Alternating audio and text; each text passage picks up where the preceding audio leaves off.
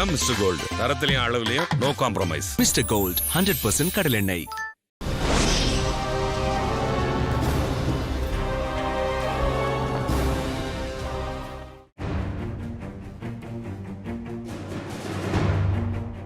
வளைகுடா நாடுகள் மீது மேற்கொள்ளப்பட்டு வருகின்ற தாக்குதல்களில் சில ஈரானினால் மேற்கொள்ளப்படுபவை அல்ல என்ற ஒரு கூற்று வளைகுடா நாடுகள் மத்தியில் பாரிய அதிர்ச்சியை ஏற்படுத்தி வருகின்றது.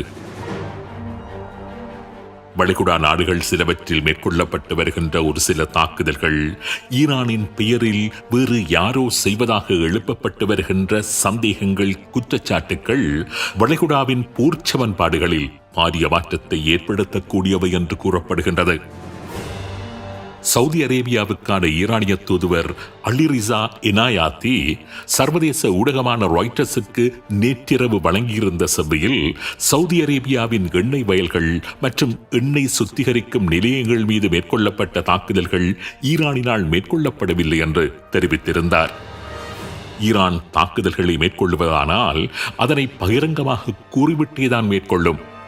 ஆனால் சவுதியின் எண்ணெய் சுத்திகரிக்கும் நிலையம் மீது மேற்கொள்ளப்பட்ட தாக்குதல்கள் ஈரானினால் மேற்கொள்ளப்படவில்லை என்று சவுதிக்கான ஈரானிய தூதுவர் தெரிவித்தார். சவுதி அரேபியாவின் எண்ணெய் சுத்திகரிக்கும் நிலையம் மீதான தாக்குதலை ஈரான் செய்யவில்லை என்றால் அந்த தாக்குதல் வேறு எந்த தரப்பால் மேற்கொள்ளப்பட்டது? அமெரிக்காவின் CIA-யினாலா அல்லது இஸ்ரேலிய மொசாட்டினாலா? ஒருவேளை இந்த உளவு பிரிவுகள் சவுதி மீதான தாக்குதலை மேற்கொள்ளுவதானால் இதற்காக அதனை அவர்கள் மேற்கொள்ள வேண்டும். அதனால் கிடைக்கக்கூடிய பலாபலன்கள் என்ன? சந்தேகங்களை மற்றொரு கோணத்தில் பார்ப்பதானால் ஒருவேளை ஈரான் இந்த தாக்குதல்களை மேற்கொண்டுவிட்டு வேறு ஒரு தரப்பின் மீது பழியை போட முனைகின்றதா? இந்த விடயங்கள் பற்றித்தான் இன்றைய உண்மையின் தரிசனம் நிகழ்ச்சியில் சுருக்கமாக பார்க்க இருக்கின்றோம். கடந்த மார்ச் மாதம் 2ஆம் தேதி சவுதி அரேபியாவின் ரஸ் டனூரா ரிஃபைனரி என்ற எண்ணெய் சுத்திகரிப்பு நிலையம் மீது மேற்கொள்ளப்பட்ட ட்ரோன் தாக்குதலை தொடர்ந்து அந்த நிலையத்தின் செயற்பாடுகளை நிறுத்தியிருந்தது சவுதி அரேபியா. நாளொன்றுக்கு 5,50,000 பேரல்கள் எண்ணெய் உற்பத்தி செய்கின்ற மிகப்பெரிய நிலையம் அது. அதேபோன்று நாளொன்றுக்கு சுமார் 1 மில்லியன் பேரல்கள் எண்ணெய் உற்பத்தி செய்கின்ற ஷைபாத் ஆயில் ஃபீல்ட் என்ற எண்ணெய் வயல் மீதும் ட்ரோன் தாக்குதல் முயற்சிகள் மேற்கொள்ளப்பட்டிருந்தன. இந்த தாக்குதல்களைத்தான் அவைகள் ஈரானினால் மேற்கொள்ளப்படவில்லை என்று சவுதிக்கான ஈரானிய தூதுவர் இப்பொழுது கூறியுள்ளார். அந்த தாக்குதல்களை ஈரான் செய்யவில்லை என்று மறுதளிப்பதன் கூடாக ஈரான் அல்லாத வேறு ஒரு தரப்பின் மீது அந்த தாக்குதல் குற்றச்சாட்டை மிக கவனமாக திருப்பி விடுவதில் வெற்றி கண்டுள்ளார் சவுதி அரேபியாவுக்கான ஈரானிய தூதுவர். இன்னும் குறிப்பாக கூறுவதானால் இதுபோன்ற சதிகளை செய்வதில் பெயர் பெற்ற இஸ்ரேலியின் மொசாட் அந்த தாக்குதல்களை செய்திருக்கலாம் என்ற கோணத்தில் தான் சந்தேகத்தையும் ஊகத்தையும் மற்றவர்களது சிந்தனைக்கு விட்டுள்ள அந்த செவ்வி அமைந்திருந்தது. என்னை பொறுத்தவரையில் இதுபோன்ற சதிகளை மொசாட் செய்திருக்குமா என்று கேட்டால் செய்திருப்பதற்கான சாத்தியத்தை முற்றாக மறக்க முடியாது. இதுபோன்ற சதி நடவடிக்கைகளை செய்வதில் கைதேர்ந்த ஒரு உளவு அமைப்புத்தான் மொசாட். மத்திய கிழக்கு நாடுகள் மத்தியில், குறிப்பாக ஈரானுக்கும் அரேபிய நாடுகளுக்கும் இடையில் நிரந்தர பிளவுகள் இருப்பதென்பது இஸ்ரேலின் இருப்புக்கும் பாதுகாப்புக்கும் மிக மிக அவசியமான ஒன்று. எனவே அரேபிய நாடுகள் மீது தற்பொழுது ஈரான் மேற்கொண்டு வருகின்ற தாக்குதல்களை சாக்காக வைத்துக் கொண்டு அந்த நாடுகளின் சில முக்கிய நிலைகள் மீது தாக்குதல் நடத்தி ஈரானுக்கு சர்வதேச மட்டத்தில் அபகீர்த்தியை ஏற்படுத்துகின்ற அதே வேளை ஈரானுக்கும் மற்றைய அரேபிய நாடுகளுக்கும் இடையிலான விரிசல்களை மேலும் அதிகப்படுத்த முனையலாம். இப்படியான ஒரு தேவை இஸ்ரேலிய தரப்புக்கு இருக்கின்றது என்பதில் சந்தேகமில்லை. அமெரிக்காவின் பிரபல ஊடகவியலாளர் டக்கர் கார்ல்சன் அமெரிக்க இஸ்ரேலுக்கும் ஈரானுக்கும் இடையிலான யுத்தம் ஆரம்பமாகிய சில தினங்களில் ஒரு தகவலை வெளியிட்டிருந்தார். சவுதி அரேபியாவும் கட்டாரும் சில மொசாட் உளவாளிகளை கைது செய்திருந்ததாகவும் இந்த நாடுகள் மீது குண்டு தாக்குதல்களை நடாத்திவிட்டு பழியை ஈரான் மீது போடுவதற்கான சதி முயற்சியில் அவர்கள் ஈடுபட்டது கண்டுபிடிக்கப்பட்டதாகவும் அவர் கூறியிருந்தார். வளைகுடா நாடுகளை ஈரானுக்கு எதிரான யுத்தத்தில் குதிக்க வைக்கும் நோக்கத்துடன் இந்த சதியில் மொசாட் உளவாளிகள் ஈடுபட்டிருந்ததாகவும் அவர் மேலும் கூறியிருந்தார். கட்டாரின் வெளிநாட்டு அமைச்சு இந்த கூற்றினை உடனடியாகவே மறுத்திருந்தது. அதேபோன்று சவுதி அரேபியாவின் அரச ஊடகமான அல் அரேபியாவும் எந்தவித அடிப்படையுமற்ற ஒரு கூற்று என்று மறுத்திருந்தது. இதேபோன்று ஓமானில் சிவிலியன் இலக்குகள் மீது மேற்கொள்ளப்பட்ட சில தாக்குதல்கள் இஸ்ரேலிய மொசாட்டினாலேயே மேற்கொள்ளப்பட்டவை என்று கடந்த மார்ச் மாதம் 4ஆம் தேதி ஈரானின் வெளிவிவகார அமைச்சின் அதிகாரிகள் மிடில் ஈஸ்ட் ஐ என்கின்ற ஊடகத்திற்கு தெரிவித்திருந்தார்கள்.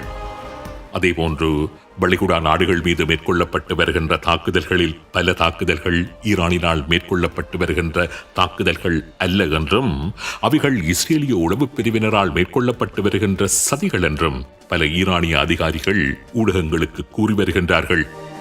ஈரானின் சில பிரதேசங்களில் இஸ்ரேலிய உளவாளிகளின் தளங்கள் இப்பொழுதும் இருப்பதாக கூறுகின்ற அவர்கள் அந்த தளங்களில் இருந்து இஸ்ரேலிய உளவாளிகள் இதுபோன்ற சில தாக்குதல்களை நடத்துவதற்கு சந்தர்ப்பம் இருப்பதாகவும் கூறுகின்றார்கள்.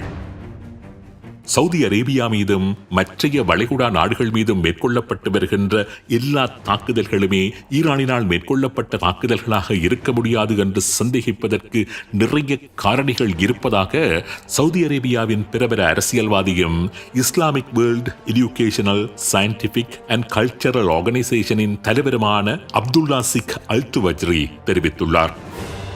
சியோனிச தேசம் மத்தியில் பிளவுகளை உருவாக்கும் நோக்கத்தோடு இதுபோன்ற சதிகளை செய்வதற்கு நிறைய சந்தர்ப்பம் இருப்பதாகவும் அவர் தெரிவித்திருந்தார். அதேபோன்று கட்டாரின் முன்னாள் பிரதமர் ஹமாட் பின் ஜசிம் பின் ஜாபர் அலி தானி இது பற்றி கூறுகின்ற போது அமெரிக்க இஸ்ரேல் நாடுகள் என்று ஈரானுடன் புரிந்து வருகின்ற யுத்தம் விரைவில் முடிவுக்கு வந்துவிடும். ஆனால் இந்த சண்டைகளில் அரபு நாடுகளும் பங்குதாரர்களாகிவிட்டால் அது வருடக்கணக்காக நீடிக்கும். ஒன்றையொன்று தாக்கி அழித்துக் கொண்டிருக்கின்ற நிலை ஏற்பட்டு முழு மத்திய கிழக்குமே வளமற்ற ஒரு பிரதேசமாக மாறிவிடும். சில தரப்புகளுக்கு அதுதான் தேவையாக இருக்கின்றது. எனவே அரபு நாடுகள் மிக மிக நிதானமாக செயற்பட வேண்டும் என்று அவர் தெரிவித்திருந்தார். தி சென்டர் ஃபார் இன்டர்நேஷனல் பாலிசியின் முக்கியஸ்தரான சினாட் டூஷி கூறுகின்ற போது ஈரானை பொது எதிரியாக சித்தரித்து ஈரானுடன் வளைகுடா நாடுகளை மோத வைக்கும் தந்திரோபாயத்தை நீண்ட காலமாக இஸ்ரேல் செய்து வருகின்றது. அதனை அடிப்படையாக வைத்த சதிகளையும் இஸ்ரேல் நிச்சயம் செய்வதற்கு சாத்தியம் இருக்கின்றது என்று கூறியிருந்தார். ஆக அரபு நாடுகள் மீது மேற்கொள்ளப்பட்டு வருகின்ற தாக்குதல்களில் சில இஸ்ரேலிய உளவு அமைப்பான மொசாட்டின் கைங்காரியமாக இருக்கலாமா என்ற சந்தேகங்கள், கருத்துக்கள், குற்றச்சாட்டுக்கள் பரவலாக வெளிக்கிளம்ப ஆரம்பித்துள்ளன. ஏற்கனவே நான் மேலே கூறியது போன்று இஸ்ரேலிய மொசாட் இதுபோன்ற காரியங்களை செய்யுமா என்று கேட்டால் நிச்சயம் செய்யும். அதில் மிகவும் கைதேர்ந்தவர்கள்தான் அவர்கள். ஆனால் இந்த இடத்தில் என்னிடம் சில கேள்விகளும் இருக்கின்றன. சவுதியில் தாக்கப்பட்டதாக கூறப்படுகின்ற ரஸ் டனூரா ரிஃபைனரி மற்றும் ஷைபாத் ஆயில் ஃபீல்ட் போன்றன அமெரிக்க நிறுவனமான அராம்கோவுக்கு சொந்தமான எண்ணெய் நிலையங்கள்.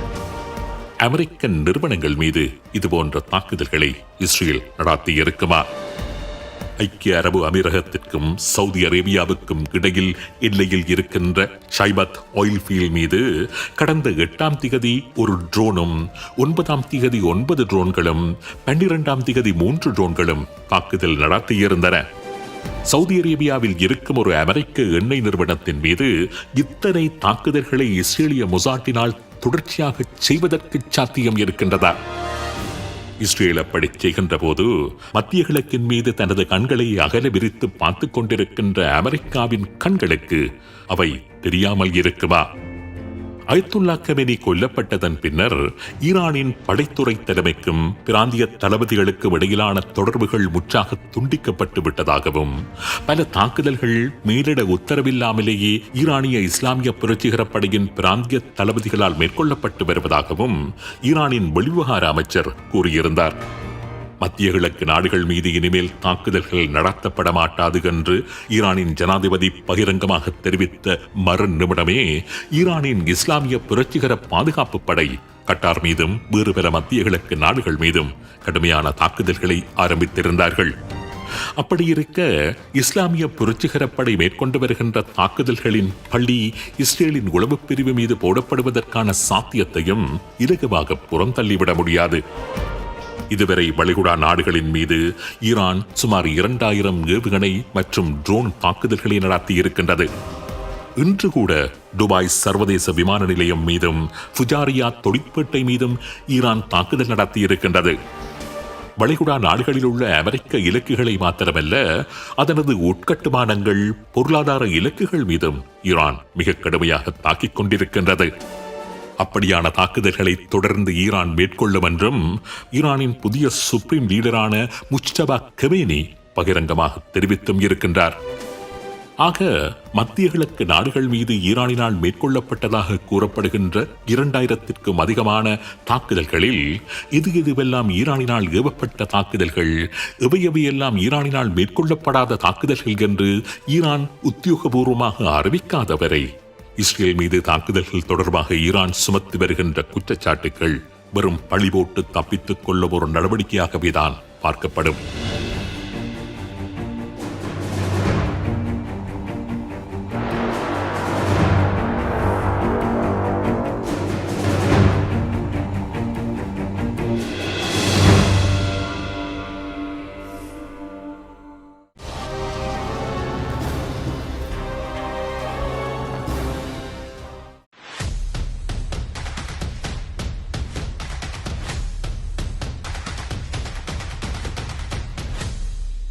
அதான் மிஸ்டர் கோல்டு, தரத்திலையும் அளவுலையும் நோ காம்ப்ரமைஸ். மிஸ்டர் கோல்ட் 100% கடலெண்ணெய்.